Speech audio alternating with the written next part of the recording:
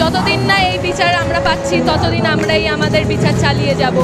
আমরা অরিজিৎ সিংয়ের গানের মাধ্যমে এবং সত্যজিৎ রায়ের হীরক রাজার দেশের মুভির মাধ্যমে আমরা আমাদের এই বিচার চালিয়ে যাব।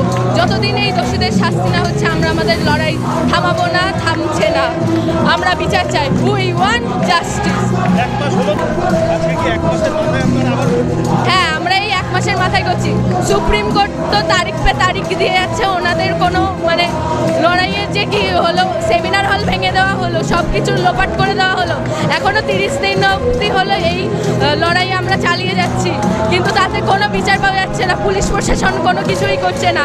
এমনকি নবান্ন হামলা পরেও তখন হলো পুলিশ প্রশাসন সব কিছু করেছে, কিন্তু আরজি কর যখন ভাঙচুর হলো তখন পুলিশ প্রশাসন কোথায় ছিল? আমাদের এই রাজ্যের কি অবস্থা? যেখানে সত্যজিৎ রায়ের হীরক রাজার দেশের মুভিটি আমাদের মধ্যে এসে দাঁড়িয়েছে, সেখানে আমাদের এই মুখ্যমন্ত্রীর আমাদের এই রাজ্যের কি